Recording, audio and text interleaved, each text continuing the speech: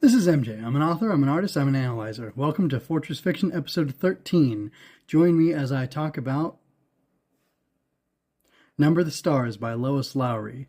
This book was published in 1989. The synopsis is this. In Nazi-occupied Denmark in 1943, 10-year-old Anne-Marie helped shelter her Jewish friend from the Nazis. So, this first question to address is, does this book belong in a place of honor in the Fortress Fiction? I kind of waffled back and forth.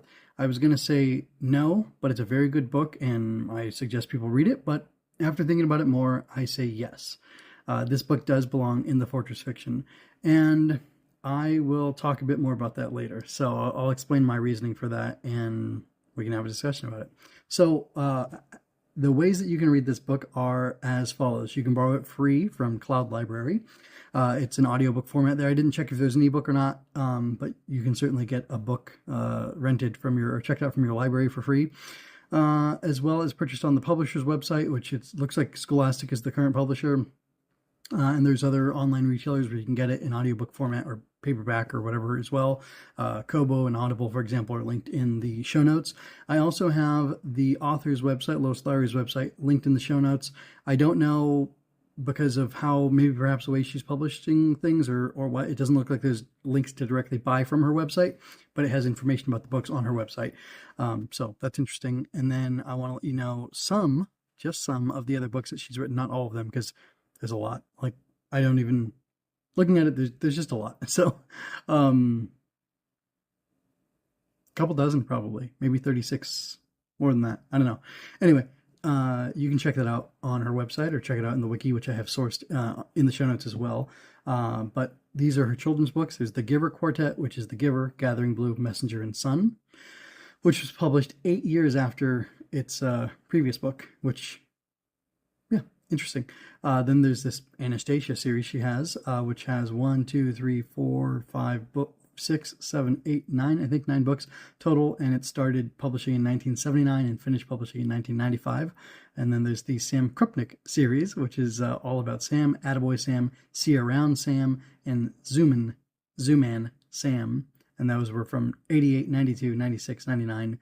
And then there's a series of Tate family books as well that started publishing in 1983, continued in 1985, and then it looks like they finished in 1990. And there are many more books, like I said. So you can check out her bibliography linked in the show notes, or you can look on her website and see the different books she has published there.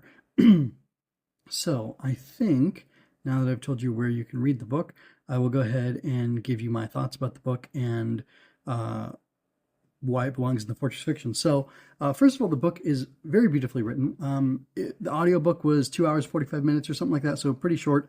And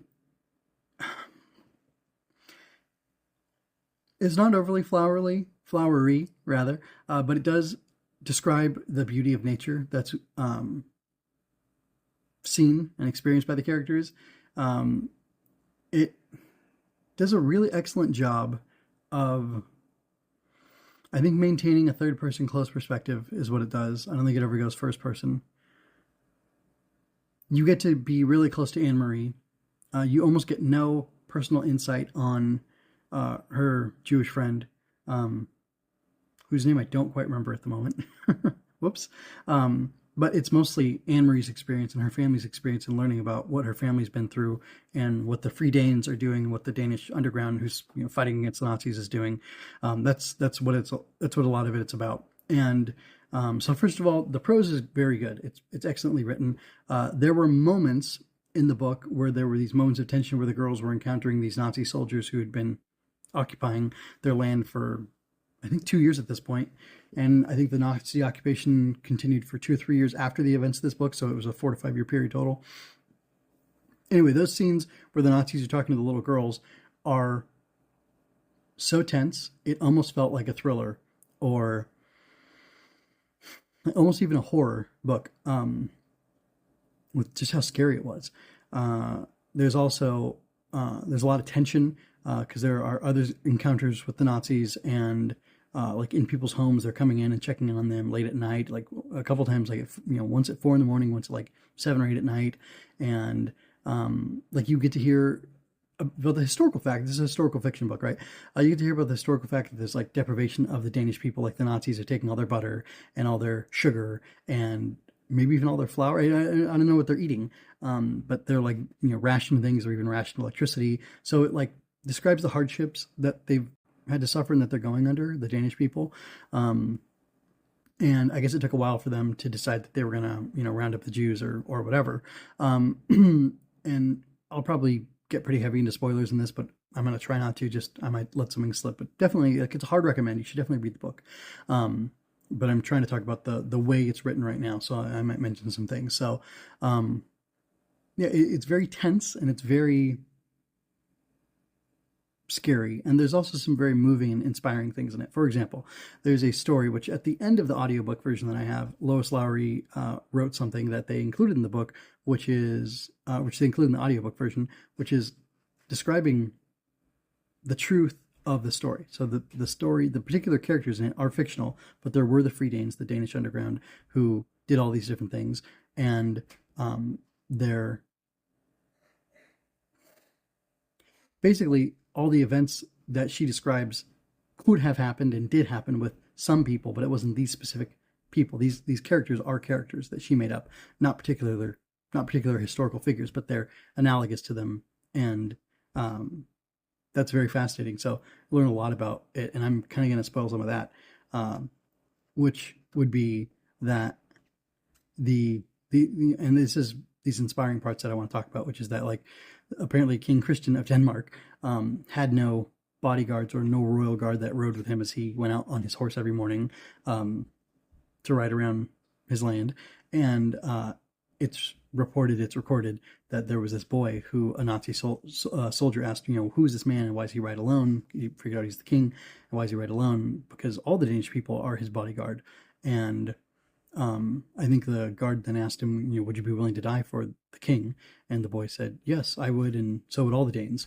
And that's a story that Anne-Marie's father tells her, and it gets contextualized as being about the Jews now, that her and her family, at least, are willing to do the same thing for the Jews of Denmark that her people were willing to do for the king of Denmark. So there's this nationalism, this nationalistic pride that the Danes have, where they hold themselves to be separate people. They're, white people, they're European people, but they hold themselves to be separate people from the Germans, from the Nazis, and they believe so much in their nation and in their king, their Christian king, and their, Christian country, that the morality of their kingdom and the morality of them as a people and their culture is such that it compels them to risk their lives, not only for their king, not only for their country, but also for the Jews there.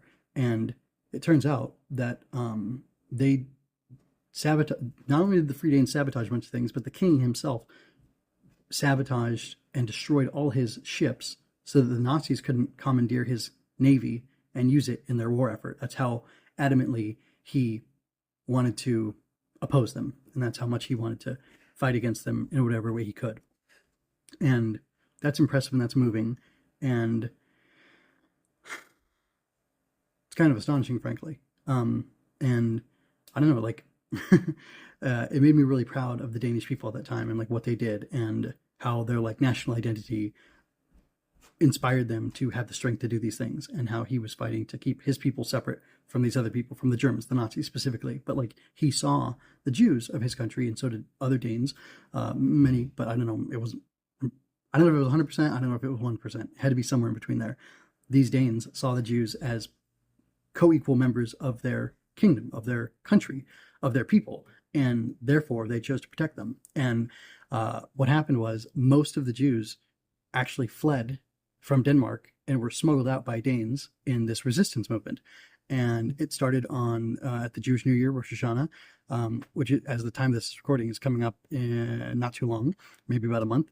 I haven't checked my calendar to verify, but it's coming up. And they were warned by the Nazis. The Nazis went around to the synagogues and asked the rabbis, the Rabbanim, what, like, give me the rolls, give me the list of all the people who belong to your shul, to your synagogue, and I need it.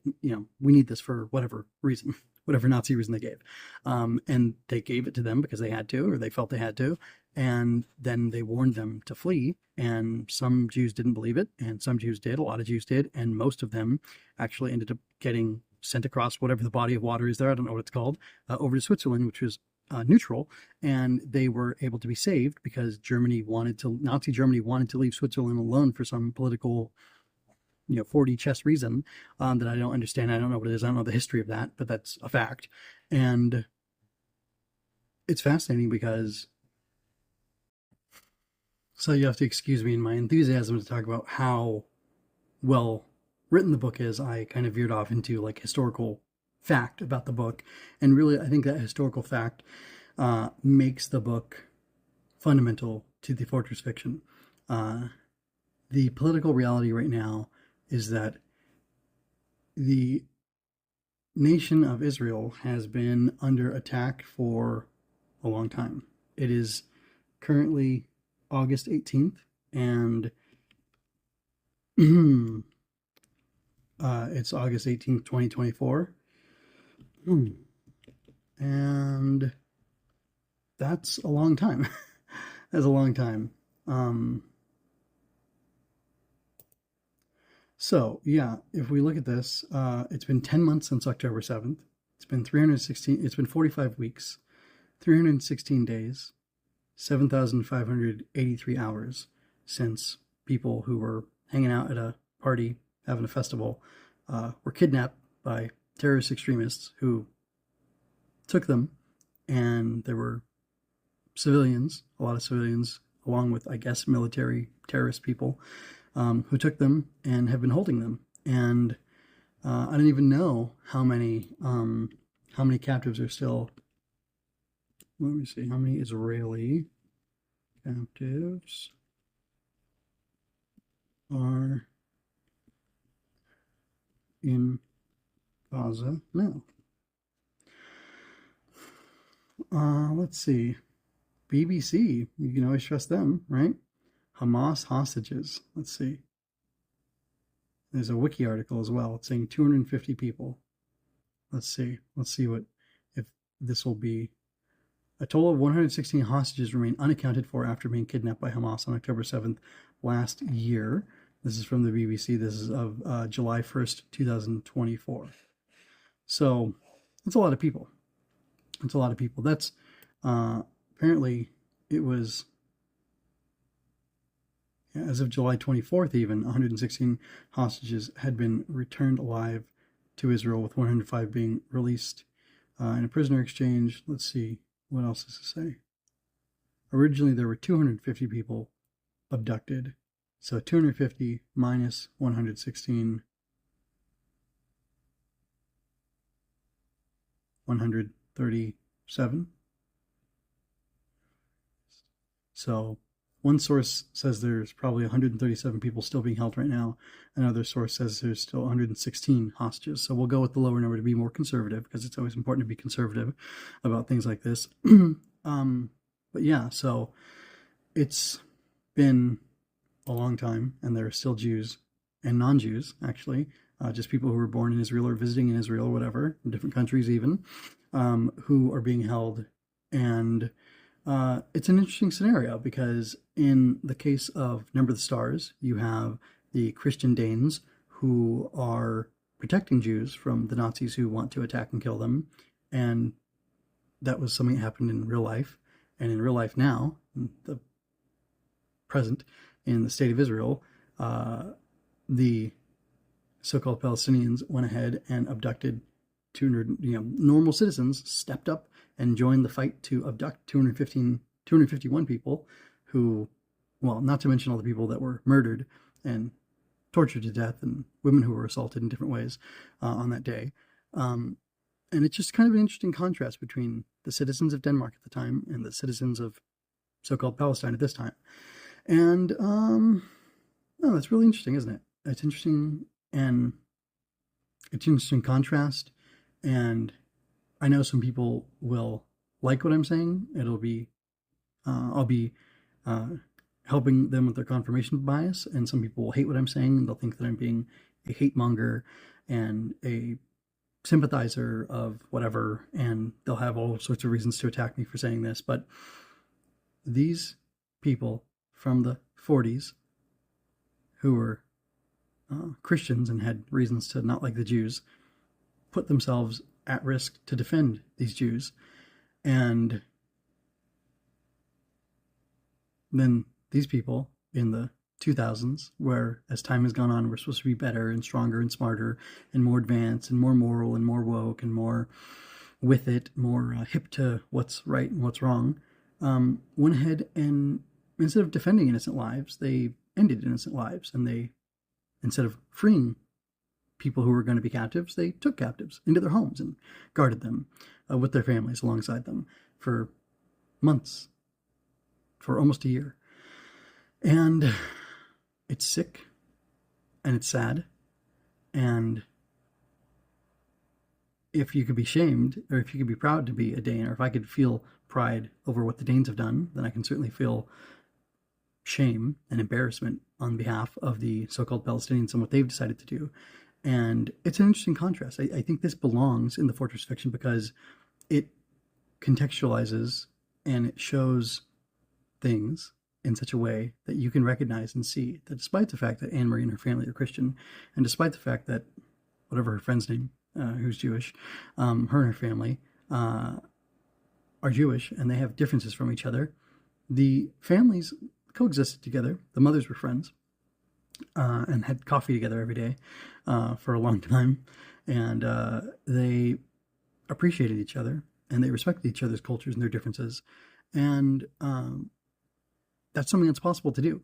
You can disagree with people about certain things, fundamental things in your life, things that are important to you, and yet you can still be friends with them.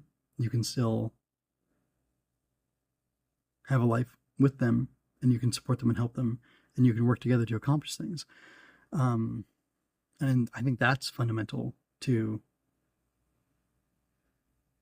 building life. That's fundamental to being good people who build and create and form bonds and make a better future for the world, as opposed to being people who destroy and tear down and put people in bonds and destroy the future for themselves, for their children, and for random innocent people. And I really wasn't sure at first. It was a good book, but was it really Fortress fiction material? And I think it is, because it's willing to say that certain people, well, that all people really deserve to be left alone, that all people deserve the right of self-determination, and that all people deserve to be protected, especially when they're innocent people being harmed by non-innocent people.